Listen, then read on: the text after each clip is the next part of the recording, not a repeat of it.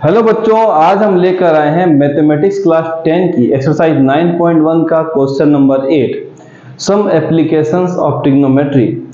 और इन क्वेश्चंस की जो खास बात है वो हम पहले भी डिस्कस कर चुके हैं कि वो ये है कि इन क्वेश्चंस में डायग्राम ज़्यादा इंपॉर्टेंट रोल प्ले करते हैं। अगर इनमें डायग्राम दिया होता है क्वेश्चन में तो कोई परेशानी नहीं है, और अगर नहीं दिया होता है तो क्वेश्चन को बहुत ही अच्छी तरीके से समझ करके हमें उसका डायग्राम ड्रॉ करना पड़ता है। और डायग्राम जैसे ही आप ड्रॉ करते हैं तो इनके आंसर्स जो है क्वेश्चंस के, जो बड़ा बड़ा आपको क्वेश्चन दिख रहा है, इनके आंसर्स कुछ ही सेकेंडों में निकल जाते हैं। तो जरूरी है कि इन क्वेश्चंस को हम अच्छी तरीके से समझें और उसके बाद पहले इसका डायग्राम जरूर बना लें।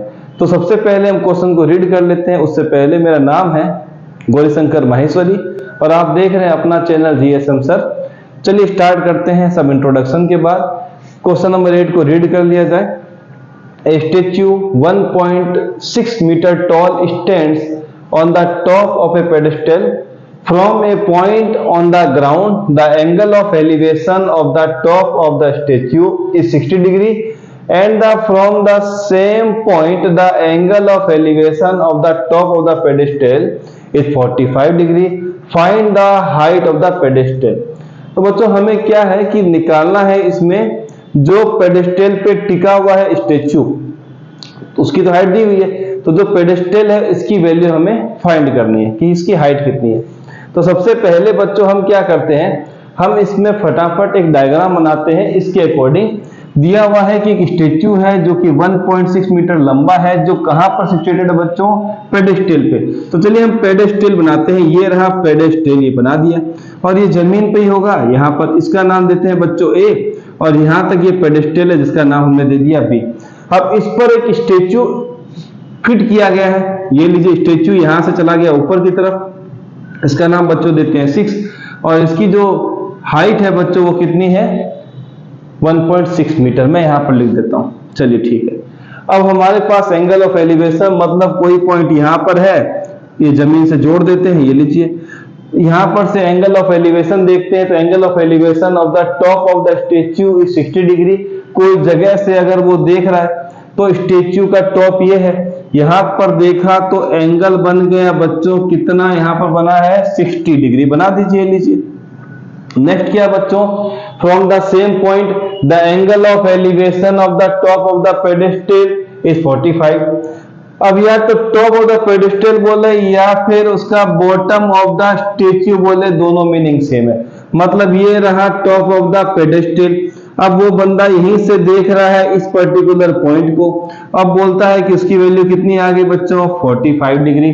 तो हमें जो पेडेस्टल है इसकी वैल्यू फाइंड करनी है, मतलब ए बी हमें फाइंड करना है। तो हम कहानी लिख देते हैं, let A B is pedestal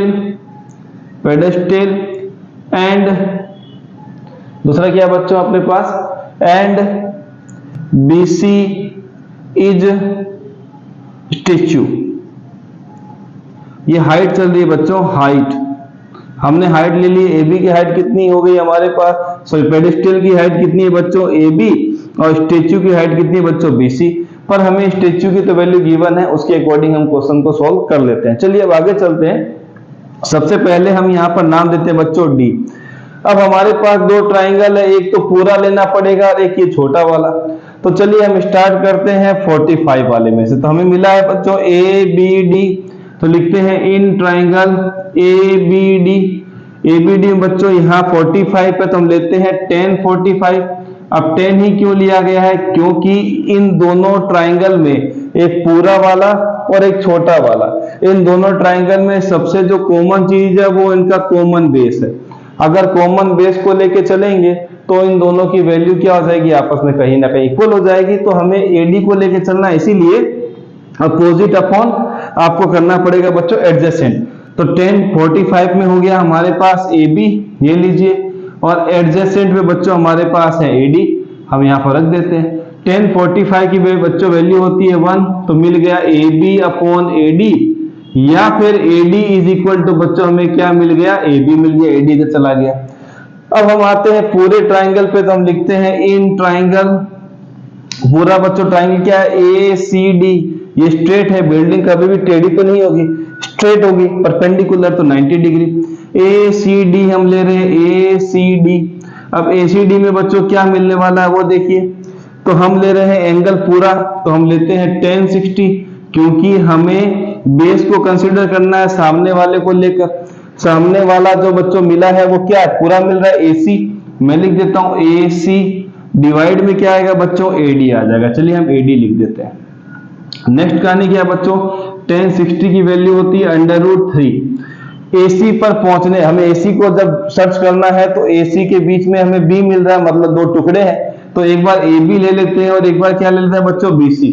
तो मैं लिखता हूं AB प्लस का BC डिवाइड बाय, बच्चों क्या मिला है, AD मिला हुआ है, और AD और AB क्या है बच्चों, आपस में इक्वल। तो हम देख रहे हैं ये वाला क्वेश्चन किस में है, AB में है, तो हम यहाँ लिख देते हैं AD की जगह पे AB, और यहाँ लिख देते हैं AD is equal to AB। हमने इसको फाइंड आउट किया था यहाँ पर। अब बच्चों क्या करना है, AB को इधर ट्रांसफर करते हैं, √3 AB is equal to AB plus BC की वैल्यू बच्चों हमें मिली है 1.6, तो हम यहाँ लिख देते हैं 1.6। AB को हम ट्रांसफर करते हैं इस तरफ, तो हमें मिलेगा √3 AB माइनस का AB इज इक्वल टू 1.6।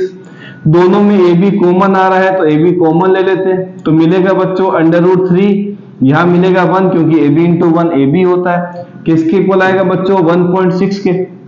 तो हमें AB कितना मिलेगा बच्चों, 1.6। ये पूरा पार्ट क्या चला जाएगा, डिवाइड में √3 माइनस 1। अब फिर से वही परेशानी है कि अपने पास डिनोमिनेटर में अगर इर्रेशनल नंबर आता है तो उसको रेशनलाइज करना पड़ता है।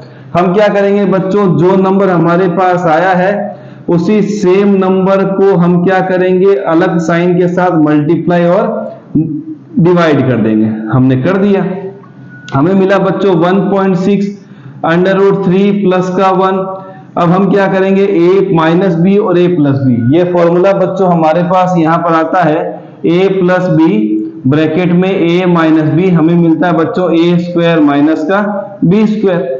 हम यहाँ पर अप्लाई करते हैं, तो फर्स्ट नंबर का whole square minus second number का होल स्क्वायर।